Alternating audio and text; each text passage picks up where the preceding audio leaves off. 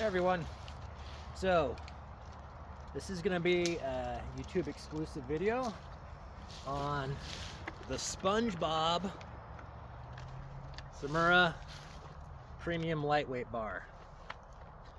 I am going to cut all this bramble crap to see if I can get the chain to kick off. In a tree service scenario, for the most part, you're not going to be brushing your way into trees. Sometimes you do. In timber, you're sometimes brushing your way to every single tree you cut. Sometimes the stuff is just, waist high. Sometimes it's over your head. From ferns, salmon berries, vine maples, salals, real bad. Blackberries, that stuff pulls your chain off. It's like that. So I am going to cut all this brambly crap. We got some cottonwood shoots. We got some wild cherry. And I'm going to take it over to kind of some rotten stuff over there with some vines in it. I'm going to see if I can get this chain to kick off. I'm kind of betting it will, but I'm going to try and give it the benefit of the doubt. Here we go. 32-inch Tsumura Premium Lightweight with semi-skip square ground chain.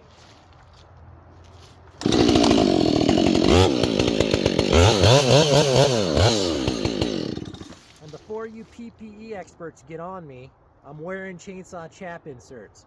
These are level 1 cut resistant gloves, and I have my Protos. Long sleeves. I'm pretty well up if this thing jumps off at me.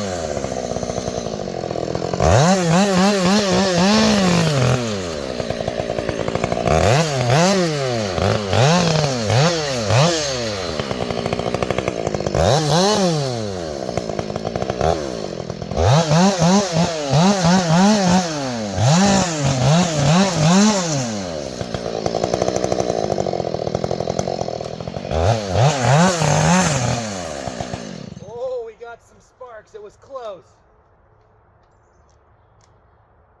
But nothing yet. We continue.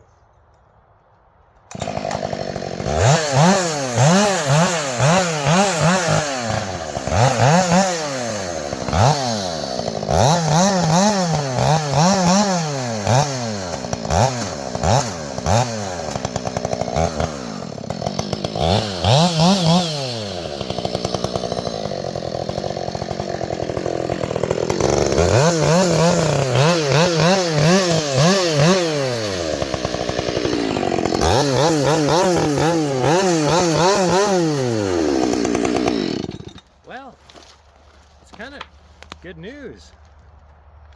Nothing yet. I did get sparks a couple times, a few good times. No hot spots. It's oiling real well. There's a nice slather of goop along the bar rail. Up here especially, it's oiling well. But Huskies oil better than Steels anyway. All right, let's go put it in some other crap and see if we can get it to come off.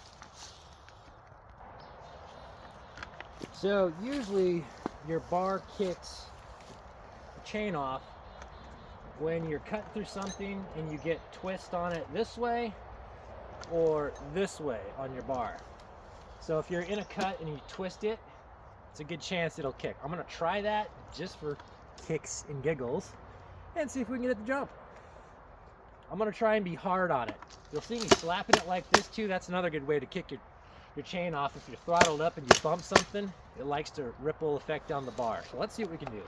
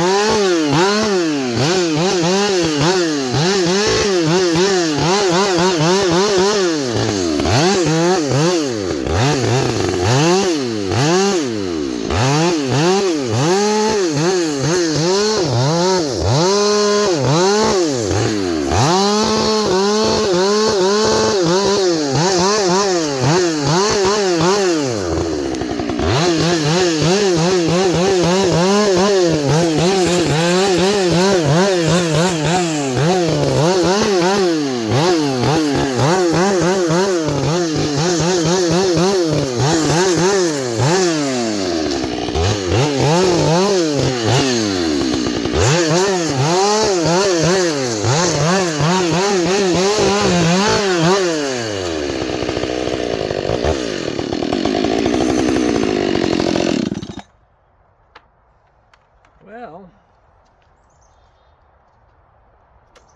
maybe it's not going to be as bad as I thought it would. Chain's gotten a little looser, so it should be easy to rock it out. Maybe SpongeBob isn't so bad after all. I'm gonna drop this rotten little sapling down and see if we can get her to pop off here.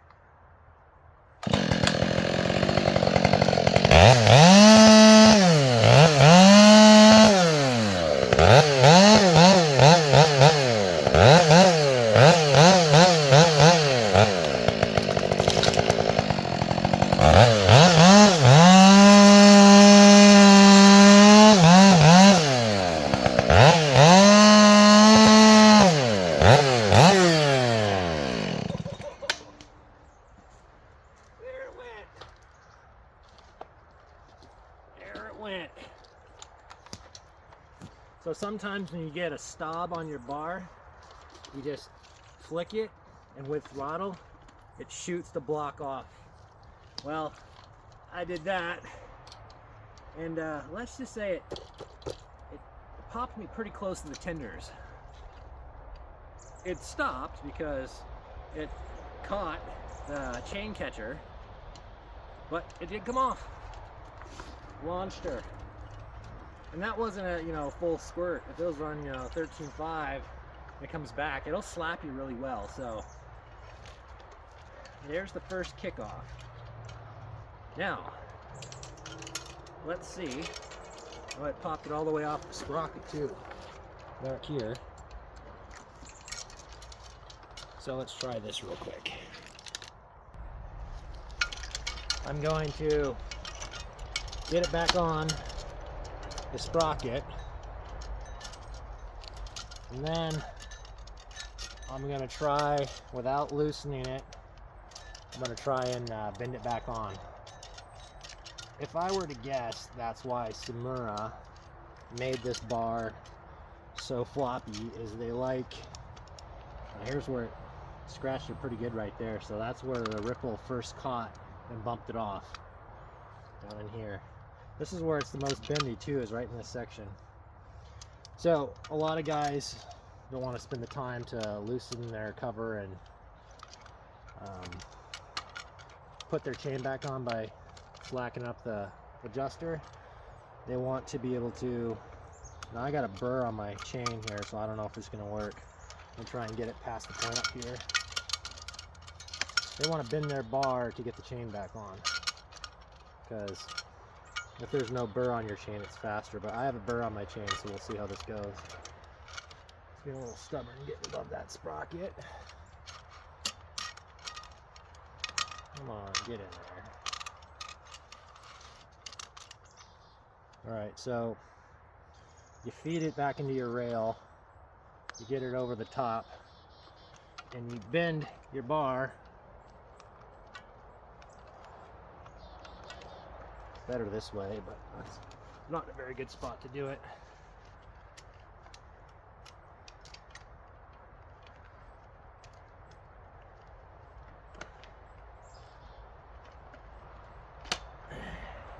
You bend your bar and you slide your chain not into the teeth, away from you, and you slide the chain back on.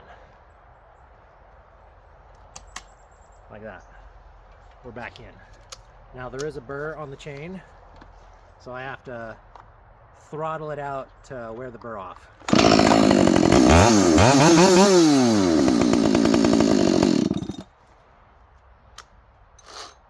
It's back on. Now let's see if I've bent the bar by doing that.